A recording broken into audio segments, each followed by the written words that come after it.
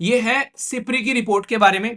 SIPRI एक ऐसी organisation है जिसको बोलते हैं Stockholm International Peace Research Institute. Ukraine इसलिए क्योंकि यूक्रेन की रसिया के साथ में लड़ाई हो गई थी, और लड़ाई होने का रीजन ये था कि यूक्रेन जो है वो नेटो का मेंबर बनना चाहता था। सिप्री ये कह रहे कि दुनिया में अब फिलहाल पहले नंबर पर सबसे ज्यादा हथियार खरीदे हैं यूक्रेन ने, और हमारा नहीं घटेगा भाई साहब, हम खरीदते रहेंगे, हम दूसरे नंबर पर रहेंगे। पर पॉजिटिव चीज क्या है, अब फिलहाल के टाइम पर जो हथियार हम लोग खरीद रहे थे 2000 बेसिकली यहां पर 15 से लेकर 19 तक, उसके बीच में जो हथियार हम लोगों ने खरीदे थे उससे थोड़ा सा कम हो गए हम लोग यहां पर। अगर हम लोग रशिया से खरीदे तो भाई साहब यूएसए गुस्सा हो जाए, और यूएसए से खरीदे तो रशिया गुस्सा हो जाए। हमने दोनों का ऑल्टरनेटिव खोज लिया, हम लोग पहुंच गए फ्रांस के पास में। ये है सिप्री की रिपोर्ट के बारे में। सिप्री एक ऐसी ऑर्गेनाइजेशन है जिसको बोलते हैं Stockholm International Peace Research Institute. मतलब ये पीस के बारे में रिसर्च करता है कि भाई कहां कहां पर हम लोग कैसे कैसे शांति लेकर आ सकते हैं। तो उसके लिए ये रिसर्च करता हुआ यहां पर नजर आता है। आप लोग ये बताइए सिप्री जो है वो किस देश की कैपिटल है, ये बताइए देखता हूं। चलो ये नहीं बता पाओगे तो ये बता दो कि अगर बात करें सिप्री तो कौन से कॉन्टिनेंट में है वो, ये तो बता ही सकते हो ना। तो ये आप लोग बताइए। तो सिप्री के द्वारा अभी स्टडी की गई, और जो उसने स्टडी की है ये स्टडी की गई है 2020 से लेके 2024 तक का। आप लोगों में बता दूं यहां पर सिप्री ऐसी स्टडी करती रहती है। पहले भी मैं आप लोगों से डिस्कस कर चुका हूं 2015 से लेके 2019 तक की, और अब यहां पर इससे आगे की लगा लो आप लोग 2020 से लेके 2024 तक की। तो इसने क्या बताया है कि कितना हथियार हम लोगों ने कहां कहां से खरीदा है। ओनली हम लोगों ने नहीं, कहां कहां से हम लोग के साथ में और लोग भी हथियार खरीद रहे हैं, वो भी बात मैं आप लोगों से करने वाला हूं। यहां पर सबसे ज्यादा हथियार खरीदने वाला देश दुनिया में कौन सा है, वो है प्रेजेंट टाइम पर यूक्रेन। यूक्रेन क्यों, यूक्रेन इसलिए क्योंकि यूक्रेन की रसिया के साथ में लड़ाई हो गई थी, और लड़ाई होने का रीजन ये था कि यूक्रेन जो है वो नेटो का मेंबर बनना चाहता था। नेटो एक ऐसी ऑर्गेनाइजेशन है, अगर उसका कोई मेंबर बन जाता है तो इसका मतलब ये हो जाता है कि भाई वो एक ग्रुप का पार्ट बन गए हैं। अब उस पर अगर कोई अटैक करेगा तो सारे के सारे ग्रुप के मेंबर जो है उसका साथ देंगे। रसिया इसलिए रोक रहा था कि अगर नेटो इसका पार्ट बन जाता तो रसिया को यह दिक्कत हो जाती कि रसिया ने इसका ऑलरेडी कुछ पोर्शन जो है क्रीमिया वो हथिया लिया था, यानी कि अपने कंट्रोल में ले लिया था। कैसे, वहां पर रेफरेंडम करवाकर, और रेफरेंडम करवाया, लोगों से पूछा कि भाई तुम यूक्रेन के साथ में रहना चाहते हो या फिर रसिया की, तो उन्होंने बोल दिया रसिया के साथ में रहना चाहते हैं। तो ऐसा सोचो आप लोग, यहां पर हम लोग आज की डेट में पाकिस्तान से पूछ लें कि पाकिस्तान के लोगों को कि पाकिस्तान में रहना चाहते हो हमारे साथ में, पाकिस्तान वाले कहते भारत के साथ में रहना चाहते हैं, और हम फिर बोल दे अच्छा आज से पाकिस्तान हमारा हुआ। तो ऐसा कुछ किया गया था यहाँ पर। तो फिर यहाँ पर दोनों की लड़ाई हो गई, और लड़ाई में बकायदा हथियार खरीदे गए। खरीदे नहीं गए थे, एक तरीके से इनडायरेक्ट वे में बेचे गए थे यूएसए के द्वारा। और वो भी कैसे, वो बिल्कुल ऐसे कि ये बोला यूएसए ने कि ले हम तुम्हें ऐड देते हैं लड़ाई लड़ने के लिए, और उन ऐड यानी कि उन पैसे से तुम हमारे ही देश से हथियार खरीद लो। इससे यूएसए को क्या फायदा हो रहा है, भाई अपने ही पैसे दे रहा है, अपने ही देश से हथियार खरीद रहा है। ये ऐसा नहीं कि कोई इंसान आप लोगों को कह रहा है कि ले उधार ले ले, आप लोग उस इंसान से कह रहे हैं कि यार तेरे पास में ये लैपटॉप है, दो एक लैपटॉप मुझे दे दे। वो कह रहा है कि लैपटॉप नहीं दूंगा यार मैं तुझे, तो ऐसा कर ले मेरे से 50,000 रुपए ले ले और फिर मेरे से ये लैपटॉप खरीद ले। इससे मुझे क्या फायदा होगा, कभी सोचा इस चीज को, ये इंटरेस्टिंग है थोड़ा सा। इससे ये फायदा होगा, जैसे आज की डेट में आप लोग किसी भी मार्केट के अंदर में जाते हैं तो वो कुछ ना कुछ शोकेस में लगाए रखते हैं कि भाई ये प्रोडक्ट जो है ऐसा है, इसको खरीद लो, इसकी क्वालिटी ये है। ये हर एक इंसान जो है वो कोई ना कोई, अगर कुछ आप लोग देखोगे अपने प्रोडक्ट की क्वालिटी बताता है कि मेरी चीज की खासियत क्या है यहाँ पर, ठीक है। तो वो जो खासियत बताई जाती है वहां तो वो दिखा देते हैं। अब हथियारों की खासियत कैसे दिखाए इंसान, भाई किसी के ऊपर चलाकर ही दिखा सकता है ना। तो ये एक तरीके का एडवर्टीजमेंट होता है। ये हथियार बेचने वाली कंट्री इसलिए लड़ाई में कूदती हैं ताकि उनके हथियार का एडवर्टीजमेंट हो सके। अब रसिया के खिलाफ यूक्रेन जो है वो हथियार इस्तेमाल करेगा, तो यहां पर दुनिया को यूएसए के हथियार दिखेंगे कि भाई साहब यूएसए क्या शानदार हथियार बना रहे हैं। एक छोटा सा देश जो है वो रसिया जैसे देश से लड़ रहा है, जो कि अपने आप में ही दुनिया में हथियार बेचने वाला देश है। तो इसको कहते हैं एडवर्टीजमेंट। तो इसने अपनी प्रदर्शनी लगा रखी है अपने हथियारों की यूक्रेन के अंदर में, और उन हथियार का इस्तेमाल कर कर रसिया के खिलाफ ये इनका इस्तेमाल कर कर अपने एक तरीके से सेटिस्फेक्शन कर रहा है कि हाँ मैंने एडवर्टीजमेंट कर दिया अपने हथियारों का। अब दुनिया में किसी को भी हथियार खरीदने होंगे तो वो कहेगा यूएसए से खरीदेंगे भाई, उसने यूक्रेन को दिए थे और यूक्रेन ने युद्ध जीत लिया था। देख रहे हो कहानी कहां से कहां जोड़ी जाती है। जब मैंने पहली बार इसको पढ़ा था मैं बड़ा सरप्राइज हुआ। मैंने कहा यार ये कभी सोचा ही नहीं इस तरीके से, है नहीं इंटरेस्टिंग चीजें। तो मैं एक आर्टिकल पढ़ रहा था, तो उसमें जब मैंने चीजें देखी मैंने कहा ये बढ़िया भाई साहब। इसीलिए ये सारे जो हथियार बेचने वाले देश हैं ये वहां पर जाकर कूदते हैं जहां पर हथियार जो है एक तरीके से अपनी प्रदर्शनी दिखा सके। तो ये चीज ध्यान रखना। तो जहां पर भी लड़ाई होगी वहां पर हथियार बेचने वाले आप लोगों को हमेशा ट्रेडर जरूर मिलेंगे, ठीक है। अब ये जो सिप्री है ये क्या बताती है? सिप्री ये कह रही है कि दुनिया में अब फिलहाल पहले नंबर पर सबसे ज्यादा हथियार खरीदे हैं यूक्रेन ने। ओ भाई भारत ने क्यों खरीद लिए? हम लोग कौन सी वॉर में जा रहे हैं? हमारे देश की सिचुएशन आज की डेट में थोड़ी सी डिफरेंट हो गई है।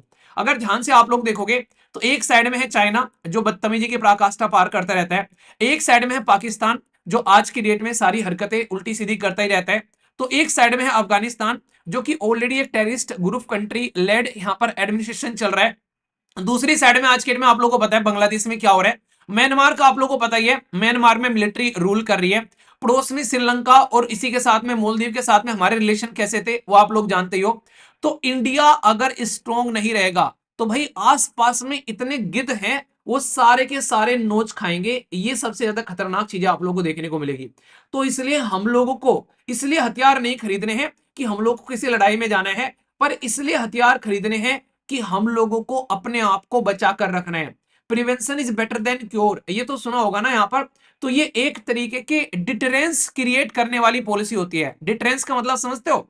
डिटरेंस का मतलब ये होता है कि आप लोगों ने अपने घर में जो लाइसेंस की बंदूक रख रखी है वो इसलिए नहीं रख रखी है कि आप लोग को यहां पर किसी के साथ में लड़ाई करनी है, पर लेकिन फिर भी आप लोग उसको महीने में एक बार छत पर खड़े होकर साफ जरूर कर देते हो दुनिया को दिखा दिखाकर कि बंदूक है। रीजन क्या है? कि कल को तुम्हारे ऊपर कोई बंदूक न ताने, बंदूक तानने वाले को ये पता होगा कि भाई ये भी लिए बैठा है तो चार छेद ये भी तेरे शरीर में कर देगा अगर तूने इसके ऊपर में बंदूक तानने की कोशिश की। तो इसको कहते हैं डिटरेंस क्रिएट करना। ऐसे ही न्यूक्लियर जो आज के में जिस कंट्री के पास में न्यूक्लियर बम है वो इसलिए न्यूक्लियर बम लेना चाहते हैं ताकि डिटरेंस क्रिएट हो जाए। कोई उनके ऊपर न्यूक्लियर बम फेंके तो ये पता रहे कि मरता मरता ये भी बटन दबा कर ही जाएगा और भाई साहब तुम्हारा भी राम नाम सत्य कर कर ही जाएगा। तो डिटरेंस क्रिएट करने के लिए इस तरीके की चीजें रखी जाती है। तो यूक्रेन दुनिया में पहले नंबर पर है जो कि लगभग 100 गुना बढ़ गया उसका हथियार जो उसने इंपोर्ट किया। क्यों? क्योंकि वो लड़ाई के चक्कर में पड़ गया। इंडिया का अच्छी बात क्या है? इंडिया के लिए अच्छी बात है कि जो पहले हम लोग हथियार इंपोर्ट कर रहे थे, पहले सबसे ज्यादा इस ड्यूरेशन में हथियार इंपोर्ट करे थे 15 से लेकर 19 तक का, ये था सऊदी अरेबिया। अब पूछोगे सऊदी अरेबिया क्या कर रहा है हथियार का? यार इसका तो कोई मतलब नहीं है। ये इसलिए इंपोर्ट कर रहा था क्योंकि भाई ये यमन के साथ में लड़ाई में घुसा हुआ था, तो उस टाइम पर सऊदी अरेबिया लड़ाई में घुसा था तो इसको हथियार खरीदने पड़ रहे थे। पर लेकिन हमारी खूबसूरती देखो, हम उस टाइम भी दूसरे नंबर पर ही थे और हम आज भी दूसरे नंबर पर है। यानी कि हम कंसिस्टेंटली मेंटेन किए हुए अपना डिसिप्लिन कि भाई हम खरीदते रहेंगे चाहे पहले नंबर पर कोई आए कोई जाए, पर हमारा नहीं घटेगा भाई साहब। हम खरीदते रहेंगे, हम दूसरे नंबर पर रहेंगे। पर पॉजिटिव चीज क्या है? अब फिलहाल के टाइम पर जो हथियार हम लोग खरीद रहे थे 2000 बेसिकली यहां पर 15 से लेकर 19 तक, उसके बीच में जो हथियार हम लोगों ने खरीदे थे उससे थोड़ा सा कम हो गए हम लोग यहां पर। यानी कि उससे हम लोग लगभग 9.3% कम खरीद रहे हैं फिलहाल के टाइम पर फिर भी सेकंड नंबर पर पोजीशन जो है वो बरकरार है। ये पॉइंट इंपॉर्टेंट है जो आप लोग यहां पर ध्यान रखना। इसी के साथ में अगर आज की डेट में आप लोग बात करो तो यूक्रेन ने काफी कुछ इंपोर्ट किया और सबसे बड़ी बात यह है यूक्रेन को जो हथियार मिले वो यहां पर किसी एक कंट्री से नहीं मिले, लगभग 35 कंट्री से उसने हथियार रिसीव किए। मतलब यूक्रेन को जो है सब भंडारा बांट रहे थे यहां पर, खासकर अगर बात करें सारे यूरोपियन कंट्री, क्योंकि वो चाह रहे थे कि किसी न किसी तरीके से यूक्रेन जो है वो लड़ाई में बना रहे। तो यहां पर इसकी वजह से आप लोगों को यहां पर ये फंडा देखने को मिलेगा।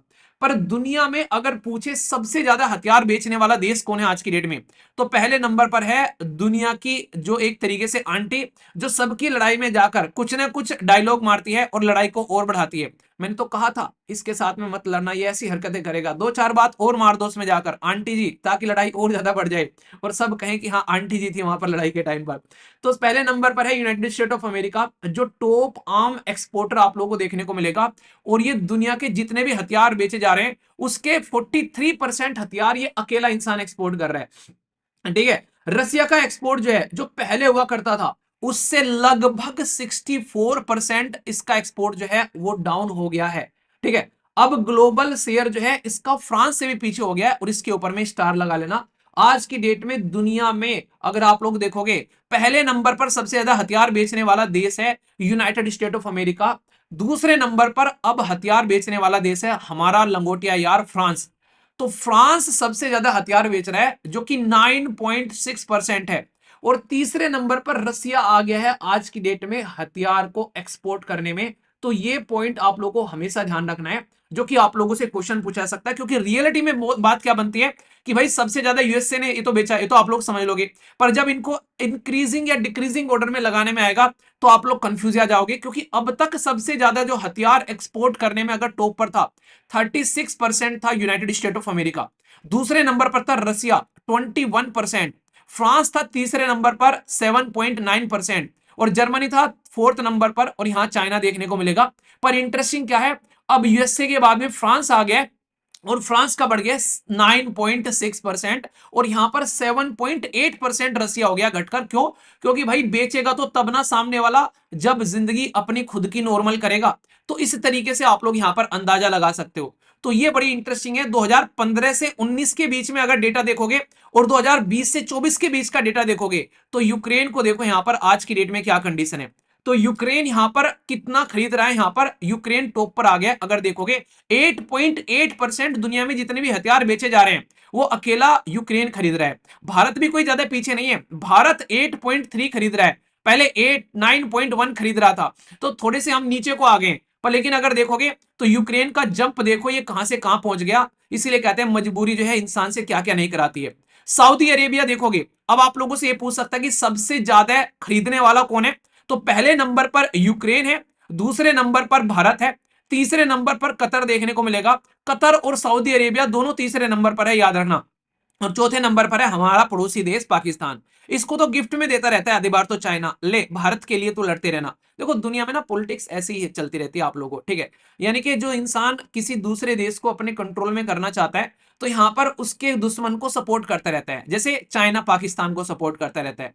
तो ये पॉइंट आप लोग यहां पर ध्यान रखना। दुनिया में सबसे ज्यादा एक्सपोर्ट करने वाले एटलीस्ट 3 कंट्री आप लोग याद रख लीजिए। पहले नंबर पर यूएसए, दूसरे नंबर पर हो गया फ्रांस, और तीसरे नंबर पर हो गया रसिया आज की डेट में, ठीक है। और इंडिया जो है वो सबसे ज्यादा है आज की डेट में यहां पर जो इंपोर्ट कर रहे हैं। अब आप लोगों से क्वेश्चन क्या पूछा जा सकता है कि भाई ये बताओ आप लोग कि आज की डेट में भारत सबसे ज्यादा किससे खरीद रहा है हथियार, अगर आज की डेट में आप लोग देखोगे तो एक क्वेश्चन पूछा जा सकता है। तो इंडिया लार्जेस्ट रेसिपिएंट है फ्रांस के आर्म इंपोर्ट का, 28% आप लोगों को देखने को मिलेगा, ठीक है। तो ये चीजें आप लोग यहां पर समझ सकते हैं। तो फ्रांस की आज के डेट में फ्रांस का एक्सपोर्ट बढ़ रहा है यहां पर। तो फ्रांस का, अगर फ्रांस से कोई पूछे सबसे ज्यादा कौन खरीद रहा है, तो हम लोगों ने देखो हम लोग किस तरीके से बैलेंस बनाते हैं, खूबसूरती देखो। अगर हम लोग रसिया से खरीदे तो भाई साहब यूएस से गुस्सा हो जाए, और यूएसए से खरीदे तो रशिया गुस्सा हो जाए। हमने दोनों का ऑल्टरनेटिव खोज लिया, हम लोग पहुंच गए फ्रांस के पास में। तो ये पॉइंट आप लोग यहां पर ध्यान रखना, जो कि इंटरेस्टिंग आप लोगों के लिए हो सकता है, ठीक है। तो इसलिए यहां पर ये कुछ बेसिक बातें हैं जो आप लोग समझ सकते हैं। और क्या खरीदा फ्रांस से, ऐसा बढ़ गया भाई, रफेल खरीदे हम लोगों ने, आप लोगों को पता है। और भी कई सारे जैसे सबमेरीन के लिए हम लोग फ्रांस के साथ में डील कर रहे हैं। तो ये चीजें आप लोग समझ सकते हैं। तो ये कहीं ना कहीं इंपॉर्टेंट है। पर फिलहाल अच्छी बात यह सऊदी अरेबिया, इंडिया और चाइना का जो इंपोर्ट है वो हथियारों का कम हो गया है। तो ये एक इंटरेस्टिंग चीज आप लोग बोल सकते हो।